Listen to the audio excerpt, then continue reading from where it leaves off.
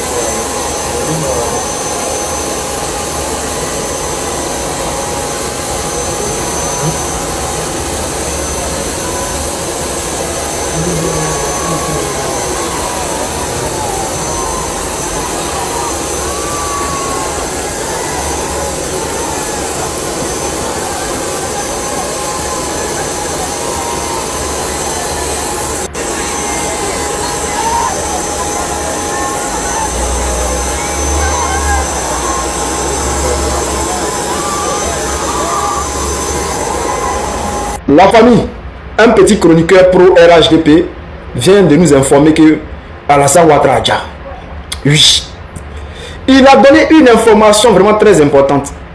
Alors prenez votre tabouret, nous allons décoller. Mais bien avant cela, je vais te demander, frère, je sais que toi là tu n'es pas encore abonné. Bon, si toi tu es abonné, il n'y a pas de drame. Mais toi là, l'autre là, lui qui est à côté, il n'est pas encore abonné. Il faut t'abonner et puis faut liker. Hein? Quand tu finis maintenant, il faut partager et puis on va décoller. Alors, chers frères, qu'est-ce qui se passe? Un petit chroniqueur pro RHDP nous informe qu'Alassane Ouattara, il fait passer son message en tapant sur les activistes de l'opposition, surtout du PPACI. Même s'il n'a pas du PPACI, tout le monde sait qu'il parle du PPACI. Il allait se faire un peu sur les activistes du RH, de choses, comment on les appelle, les activistes de l'AES. Il a se fait un peu sur les activistes de l'AES. Que non, les activistes de l'AES font croire que Dramane Adja. Voilà, que ce n'est pas vrai. Dramane n'a pas Adja.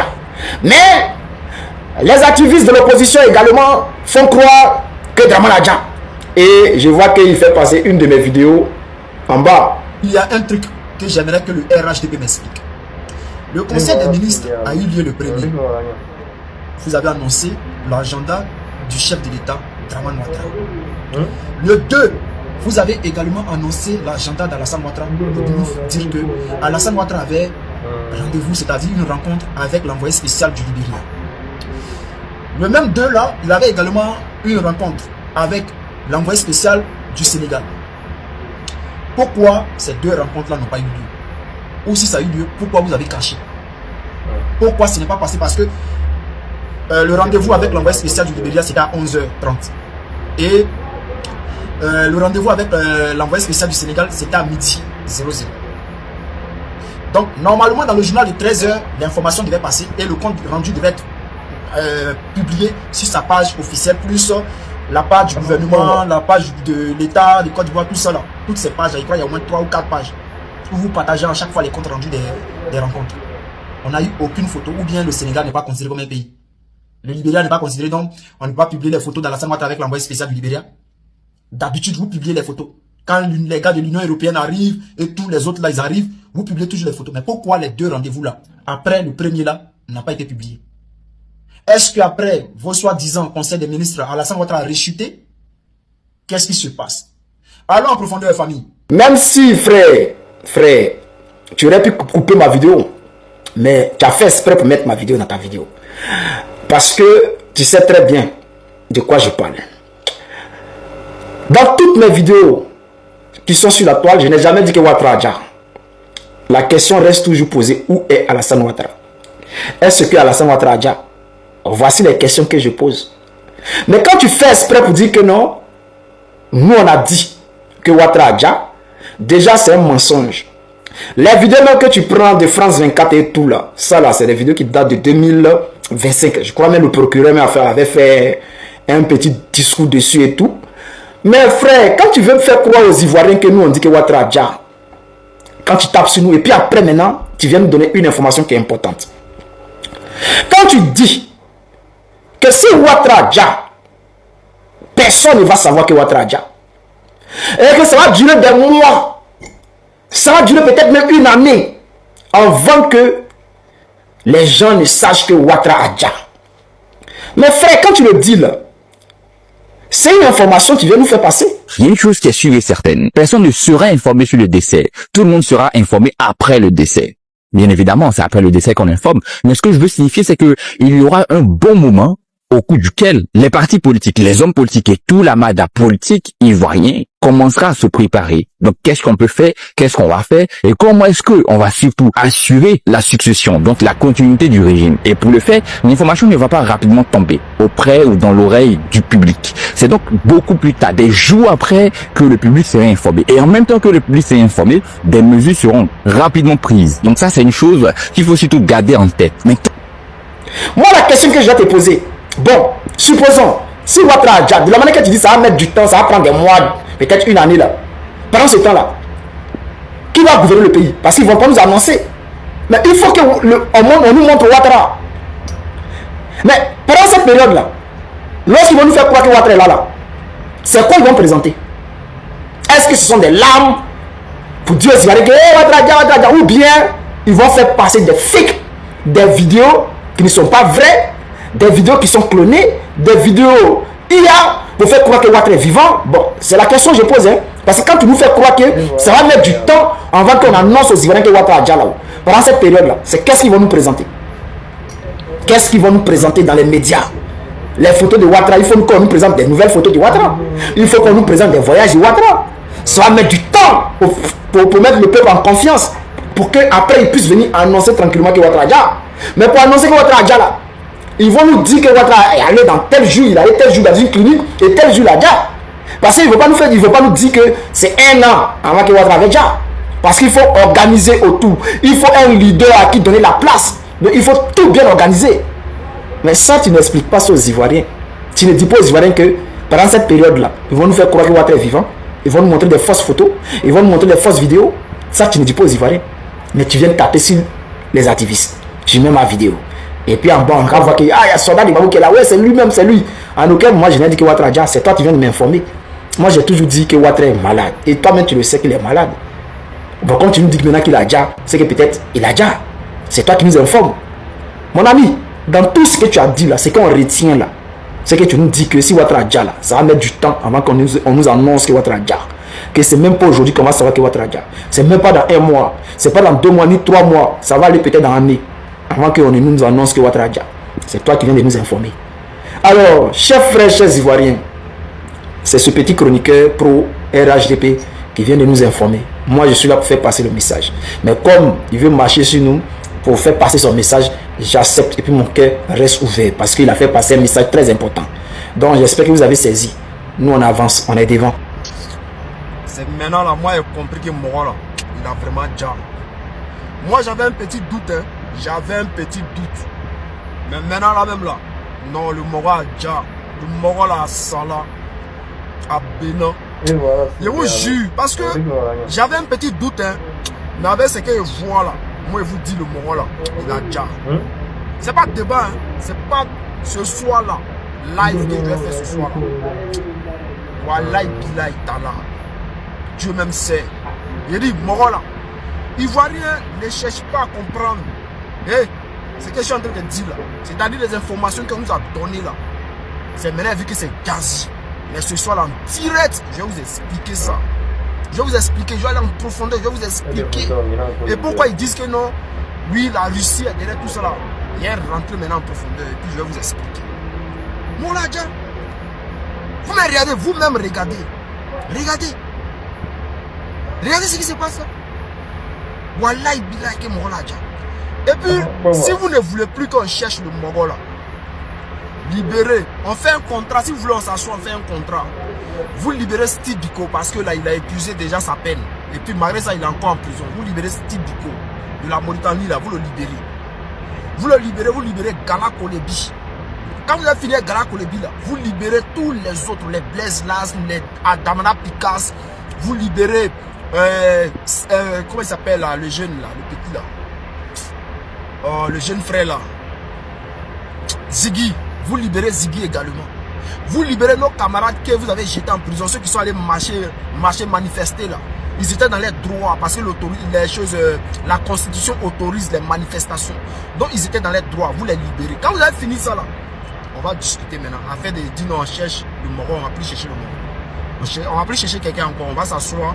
Si vous voulez, on signe un document pour dire non, que dès que nos camarades sont dehors là, on arrête de parler de Moro là, on arrête de le chercher, on arrête de le critiquer. C'est pas comme s'il n'y a pas de client pour critiquer. On peut allumer le PDC matin, midi, soir, passé 2 jours, ils sont sur nous. Hein. Mais nous, on ne les calcule pas parce que ceux-là, ils ne pèsent pas, c'est des oubis. Et là, on les prend en debout, donc nous, on ne les calcule pas. Mais si vous voulez, on laisse vos Moro. Hein. Mais libérez nos Moro. Dès que nos Moro sont dehors là, on vous laisse tranquille, on s'assoit. Même si on ne doit plus faire vidéo, on ne va plus faire vidéo. Voilà, on ne cherche pas guerre. On ne cherche pas guerre. On sait que si on demande guerre, là, vous allez donner. Mais on ne veut pas guerre. Libérez nos Moro, mettez-les dehors seulement. Quand eux, ils vont sortir là, ils ne vont plus parler, genre faire politique, critiquer encore. Ils ne vont plus faire ça. Parce que Steve Biko de la Mauritanie, là, vous l'avez jeté dedans parce que selon vous, il aurait insulté. Mais injure là, ça fait combien d'années là en prison? Combien d'années? Libérez-le maintenant. Il a épuisé sa peine. Gala Kolebi là, il a dit quoi de mal? Il a dit quoi de mauvais? Genre, ils ont acheté, je sais pas quoi là, ils ont pris les armes à crédit, c'est ça? Mais les armes sont prises à crédit, c'est pas nous on le dit, c'est la France même qui a dit ça. Dans les journaux. Donc, libérez nos camarades. Voilà, Ziggy là, vous-même vous savez pourquoi vous avez mis Ziggy en prison. Vous savez très bien que Ziggy n'a rien dit de mauvais. Vous savez ça. Donc là, dans que vous dites que vos Moro, voilà, c'est un comme ci, c'est un comme ça, il s'assoit le 1er mai pour dire non, même avant le 1er mai là. Parce que là, nous on vous a dit. Vous avez cité le nom de la Russie là. Moi je sais pourquoi vous avez cité le nom de la Russie. Mais ce soir là, il y a tout déballé. Je sais pourquoi vous avez cité le nom de la Russie. Parce que, eh Dieu, vous êtes choqués. Vous êtes choqués, vous vous demandez comment nous on fait. Comment nous on a eu l'information que Alain là, c'est IA en désordre. Comment nous on sait que c'est IA. Comment nous on sait que tout ce qui se passe en ce moment là. Comment nous on arrive à contrecarrer ça? Comment nous on arrive à démonter? Comment nous on arrive à les vidéos que vous réalisez là? Comment nous on arrive à réaliser les mêmes vidéos? Comment on arrive à réaliser les mêmes photos? Donc vous êtes dépassés, donc vous partez maintenant attaquer la Russie. Mais ne vous inquiétez pas, ce soir on va parler de ça. Mais les gars, libérez nos camarades. Si nos camarades sont libres, on va arrêter de parler de vos mots. On fait un contrat si vous voulez aussi. Diaspocom, moi j'ai parlé même Mogol. Si vous êtes d'accord, hein, si c'est propre là, Diaspocom, tranquille. Le Mogol là, on ne le cherche plus. On fait plus mouvement, on s'assoit et puis on regarde. On laisse le président Gbagbo faire sa politique. Nous on ne critique plus, on n'en parle plus. Jusqu'à ce que, voilà. En tout cas, si tout est bon, on s'assoit, on regarde. On est ensemble. La famille s'est gâtée. Gâtée. Je vais vous présenter une vidéo. Je vais vous présenter une vidéo. La vidéo là date du 13 mars. Aujourd'hui, nous sommes le 13 avril. C'est-à-dire début du mois passé là. 13 mars. C'est là. Un pasteur béninois a fait des révélations sur la Côte d'Ivoire. On va l'écouter jusqu'à la fin. Ce qu'il dit là. Après, ne venez pas dire que non. C'est un pro Gbagbo qui a parlé. Ne venez pas dire, oh soldat, tu as fait des révélations. C'est jamais soldat. Vous allez écouter, mais on va l'écouter là. Les gars, commencez déjà à partager cette vidéo là. Envoyez ça nous pour que les gens du RDR puissent voir. Les gars, commencez à mettre beaucoup de cœur. À mettre beaucoup de cœur. Le pasteur là, ce n'est pas n'importe quel pasteur. C'est un pasteur béninois. Bon, peut-être d'autres vont dire c'est un Togolais, d'autres vont dire non, c'est un, je sais pas, japonais, camerounais. Mais moi, il dit c'est un béninois. Ce qu'il a dit là, les gars, ne vous amusez pas. Donc, les gars, on met beaucoup de cœur. On écoute la vidéo jusqu'à la fin. Et puis, dites-moi si ce que le gars dit là, c'est vrai ou si c'est faux. À vous de voir. Mais, on va demander au moment là. RHDP, où est ton papa? Où est ton papa? RHDP, où est ton papa? Sans devoir même lui parler, il sait ce qui ne va pas. Mais aujourd'hui là, est-ce qu'il est là? RHDP, où est ton papa? Les gars, écoutez hein, avec l'oreille, n'écoutez pas avec les narines. C'est parti, on écoute jusqu'à la fin. Shalom bien-aimés, soyez bénis dans le nom de Jésus. J'aimerais transmettre un message de l'Éternel. C'est pratiquement un avertissement de la part de l'Éternel Dieu Jésus-Christ de Nazareth. Alors que je suis en train de faire cette vidéo, on est vendredi 13 mars 2026. Retenez très bien la date. Et ça concerne le peuple ivoirien. Et principalement le président de la Côte d'Ivoire. Ce pays qui est béni. Un peuple merveilleux. La matinée d'aujourd'hui, laissez-moi amener dans une vision. Et dans cette vision-là, mon esprit s'est retrouvé en Côte d'Ivoire. Dieu m'a amené en Côte d'Ivoire. Et je me suis retrouvé dans un endroit. En fait, l'endroit là, j'ai eu conscience de cet endroit. C'est un endroit qu'on appelle Cocody, quelque chose comme ça. J'avais conscience que ici, on est à Cocody, ce genre d'endroit. Arrivé à cet endroit-là, j'étais en train de voir comme une espèce d'estrade, comme une espèce de tribune.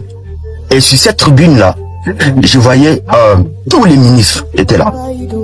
Alors, la manière dont je le voyais, ils n'étaient pas en face, mais je les voyais des côtés. Ils étaient alignés tous là. Ils ont fait deux lignes. Je voyais le président de la Côte d'Ivoire, Alassane Ouattara. Il était au milieu et de part et d'autre, à sa gauche, à sa droite, il y avait des ministres qui étaient alignés. Ils étaient tous habillés en veste. C'était comme une espèce de cérémonie officielle. Mais c'est dans cet endroit-là qu'on appelle Cocody, quelque chose comme ça. Et alors que j'étais en train de regarder dans cette vision-là, j'ai vu, si pas à côté du président, mais la deuxième personne à côté du président, j'ai vu un monsieur s'élever. Et il va parler à l'oreille du président. Il était derrière lui. Le président lui tend l'oreille et il chuchote quelque chose. Ensuite, il s'y rassoit. Je vois encore pour la deuxième fois le même monsieur. Il s'élève maintenant, il s'accroupit devant le président. Et le président lui souffle quelque chose. Mais non, la manière dont j'étais en train de voir dans cette vision-là, parce que dans l'esprit, on voit tout. J'ai vu cet homme-là qui chuchotait à l'oreille du président Ouattara. Il était quelqu'un du même sang que lui. Ils avaient le même sang, c'est ce que je voyais. En tout cas, dans cette vision-là, c'est comme ça que je voyais. Il avait le même sang que le président de la République. Je ne sais pas déterminer si c'est son frère ou si son fils. Mais en tout cas, cet homme-là était à côté de lui, mais ils avaient le même sang. Cet homme-là, il est membre de son gouvernement, parce qu'il y avait que des gens du gouvernement, des ministres. C'est un ministre, mais je l'ai vu, il a le même sang que le président de la République, que le président Alassane Ouattara. La scène s'est passée à ma gauche. Et à ma droite, directement, je voyais le smile simultanément. Je sais pas comment vous expliquer, mais c'est comme ça que je vois. En même temps, à ma gauche, la scène là de tribune et tout. Et à ma droite, je vois encore une autre scène. Je vois deux femmes. Ils avaient des drapeaux de la Côte d'Ivoire, à genoux, sur des pavés. Ils avaient la tête touchée sur les pavés. Et elles étaient en train de pleurer. J'ai vu deux femmes en train de pleurer. Et J'étais derrière ces femmes-là, j'ai entendu des multitudes de cris, des pleurs, des angoisses. Ils pleuraient. Et pendant que j'étais en train de regarder, le Saint-Esprit ouvrait mes oreilles, je pouvais entendre c'est que ces deux femmes-là étaient devant en train de parler, à genoux accroupis en train de pleurer. Ils disaient ceci: Seigneur, viens à notre secours. Seigneur, viens à notre secours.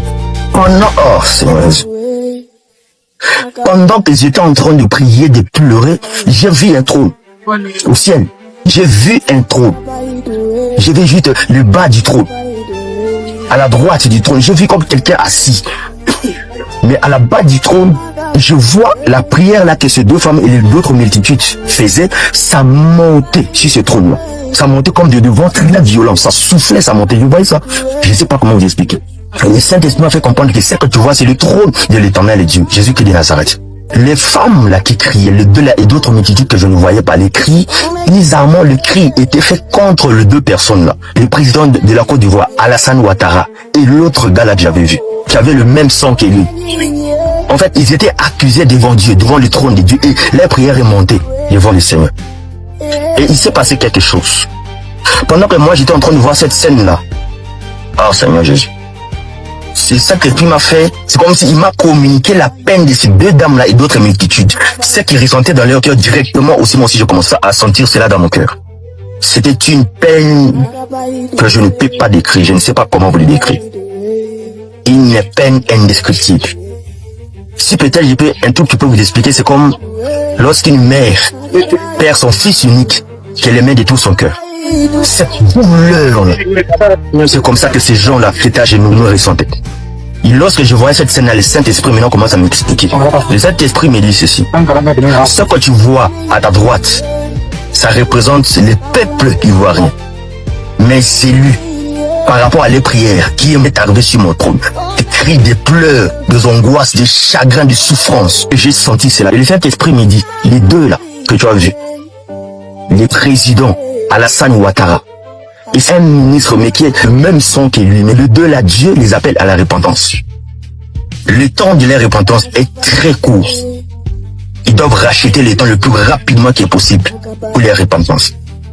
S'ils se répondent pas, les représailles de l'Éternel sera brutale, terrible sur l'air aussi. Les deux là, ils se répandent le plus vite que possible. Parce que les cris sont montés, sont arrivés au trône de l'Éternel. Dieu a entendu les cris, la souffrance d'un peuple qui se répand le plus rapidement que possible. Et le temps est court. Et je vous annonce ces choses. Retenez ce que je suis en train de dire. Retenez ma parole. Dieu les appelle à la repentance. Sinon la représaille sera terrible. S'ils ne se répondent pas, ils vont pas aimer ce qui va les arriver. Ils vont perdre ces trônes. Je ne sais pas qu'est-ce qui se passe là-bas politiquement. Mais j'ai entendu les cris d'un peuple monter, arriver jusqu'au trône de Dieu contre le président Alassane Ouattara. Et quelqu'un qui est de son sang. À ses côtés, c'est un ministre. Je ne sais pas qui c'est. Peut-être les Ivoiriens, vous connaissez qui c'est.